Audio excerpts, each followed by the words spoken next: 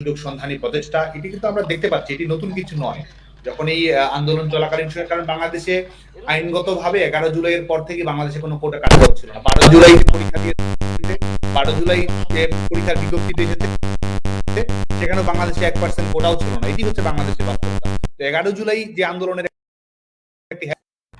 সেটিকে যে টেনে হিসেবে অন্যদিকে প্রলম্বিত করা হলো, এবং সে সময়ই বলা হয়েছে আওয়ামী নিধন করতে হবে, আওয়ামী লীগ নেতা কর্মীদেরকে হত্যা করতে হবে। এটি তো শুধু 5 আগস্ট পরবর্তী সময়ে সরকারের স্বীকারোক্তি নয়, আগে থেকে কিন্তু তারা এই ধরনের কথাবার্তাগুলো বলছে, এবং আজকে তারা দেখাচ্ছে এই ধরনের, এবং শুধু তাই নয়, অফিসিয়াল ডিক্লারেশন, সরকারি প্রজ্ঞাপনের মাধ্যমেই তো তারা প্রমাণ করেছে যে তারা এই হত্যাকাণ্ডগুলোর সঙ্গে সম্পৃক্ত।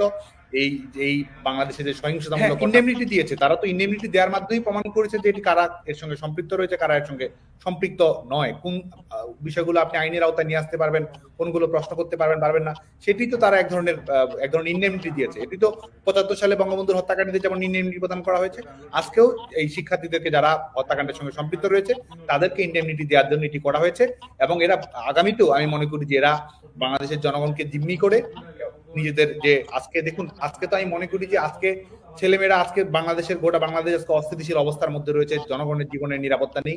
এই যে মানুষগুলো হত্যাকাণ্ডের শিকার হয়েছে, 100 জন মানুষ হত্যাকাণ্ডের শিকার হয়েছে, এই প্রত্যেকজনের বিপরীতে, এই 100টি লাশের বিপরীতে এই 100টি মানুষের রক্তের বিনিময়ে এক একজন উপদেষ্টা হয়ে বসেছে, এবং আজকে গোটা বাংলাদেশকে তারা এক ধরনের কুক্ষিগত করে রেখে এদেশের মানুষের শান্তি, স্বস্তি, নিরাপত্তা, গণতন্ত্র সবকিছুকে তারা বিপন্ন করেছেন। সেই বিশ্ববিদ্যালয়ে যদি তাকাতে বলি, এই মুহূর্তে বাংলাদেশের বিশ্ববিদ্যালয়গুলো, ঢাকা বিশ্ববিদ্যালয়ে কমপক্ষে 1000 শিক্ষার্থী রয়েছে যারা পরীক্ষায় অংশগ্রহণ করতে পারেনি, শুধুমাত্র একটি রাজনৈতিক দলের সমর্থক হওয়ার কারণে। 2000-এর মতো অধিক শিক্ষার্থী রয়েছে যারা নিয়মিত শিক্ষা কার্যক্রম পরিচালনা করতে পারছে না। শুধু তাই নয়, ঢাকা বিশ্ববিদ্যালয়ে ইতিহাসে এটি কখনো ঘটেনি, বাংলাদেশের ইতিহাসে কখনো ঘটেনি, স্বাধীনতা পূর্ববর্তী সময় ঘটেনি, যেখানে কয়েক শতাধিক শিক্ষক নিয়মিত শিক্ষা কার্যক্রমে, তাদের ক্লাস পঠন পাঠন হোক, জ্ঞান গবেষণা হোক, কোন ধরনের কার্যক্রমে তারা অংশগ্রহণ করতে পারছে না। এবং শুধু তাই নয়, আজকে তো আমরা দেখেছি যে ধরনের দ্বিচারিতাগুলো আমরা দেখেছি, যে বিভিন্ন ইস্যুতে যে ধরনের অবস্থানগুলো তারা গ্রহণ করেছিল। এই বিচার বিভাগে আপনি প্রধান বিচারপতিকে কিভাবে অপসারণ করা হলো, 23 জন বিচারপতিকে কিভাবে নিয়োগ করা হলো, এবং তারাই সবসময় কিন্তু বলেছে যে বিচারপতি নিয়োগে আইন থাকা উচিত, এই ধরনের কথাগুলো কিন্তু তারা সবসময় বলেছে। আজকে তারা বিচার বিভাগকে কিভাবে নির্বাহী বিভাগের মাধ্যমে বিচার বিভাগকে তারা হস্তগত করলো, সেটি কিন্তু প্রমাণিত হচ্ছে। আজকে নির্বাচন নিয়ে তারা সবসময় কথা বলেছে, সেই নির্বাচন নিয়ে তারা সার্চ কমিটি গঠন করছে, এবং সেই সার্চ কমিটিতে কাদের, সে ধরনের বিতর্কিত মানুষগুলোকে তারা বসিয়েছে। এটির মাধ্যমে কিন্তু তাদের সার্বিক যে বিচারটা, সবকিছু বাংলাদেশের মানুষের কাছে ফুটে আছে। তারা মানবাধিকার নিয়ে সবসময় কথা বলেছে, অথচ বাংলাদেশের মানুষের আজকে মৌলিক মানবাধিকার নেই, সভা করার অধিকার নেই, সমাবেশ করার অধিকার নেই।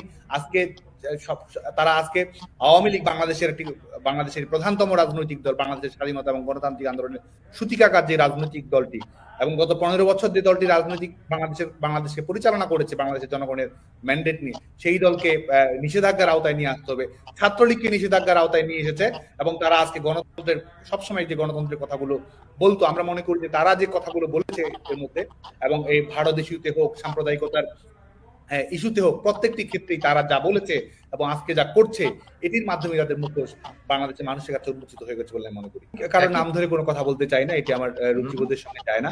তারপরে আমি যদি বলি, সেটি হচ্ছে যে আমাদের এই বিশেষ করে আজকে আমার নিজের তো বলার প্রয়োজন নেই, আজকে দেখুন তারা ছাত্রলীগের প্রশস্তি করার জন্য, ছাত্রলীগের কর্মীদের দৃষ্টি আকর্ষণ করার জন্য, বা ছাত্রলীগের রাজনীতির সঙ্গে নিজেকে মিলিয়ে দেখে একটু গর্ব অনুভব করার জন্য কত কিছুই না করেছে। সেটা তো সামাজিক যোগাযোগ মাধ্যমে হোক, তাদের কর্মকাণ্ডের মাধ্যমে হোক, সেটি প্রমাণিত। আজকে তারা এই ধরনের কথাবার্তা বলছে, বাংলাদেশ ছাত্রলীগের উপর নিষেধাজ্ঞার বিষয়ে, সার্বিক বিষয়ে বাংলাদেশের বিভিন্ন প্রেক্ষাপটে তারা যে পরিবেশ পরিস্থিতি তৈরি করছে, এটি আমরা যেটি বলতে চাই, এই ধরনের ফ্যাসিস্টের লাঠিয়াল বাহিনীর ভূমিকা পালন করা, কিংবা আরো যদি অন্যভাবে বলি, এই যে পরিবেশ পরিস্থিতি তৈরি হয়েছে, এখান থেকে নিজের সুযোগ সুবিধা হস্তগত করা, এটি তাদের মৌলিক। স্বাভাবিকভাবেই ছাত্র রাজনীতির পরিধির মধ্যে নিজেকে যেহেতু সাংগঠনিক দায়িত্বে রয়েছে, সেটির মধ্যে সীমাবদ্ধ রাখতে চাই।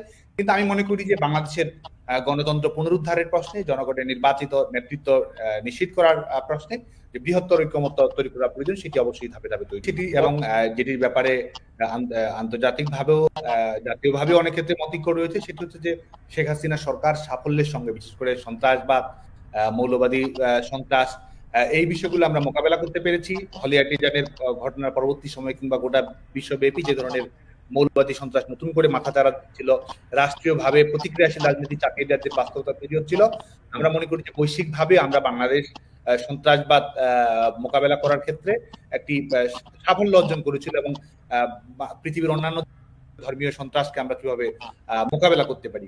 আর যেটি আপনি বলছেন সেটি হচ্ছে যে আমি মনে করি বাংলাদেশে তো স্বাভাবিকভাবেই এই পশ্চাৎপদ রাজনীতি, মৌলবাদী রাজনীতি, সাম্প্রদায়িক রাজনীতিকে পৃষ্ঠপোষকতা দেওয়া, সেটি পলিটিক্যাল শেল্টার হোক, নানাভাবে হোক,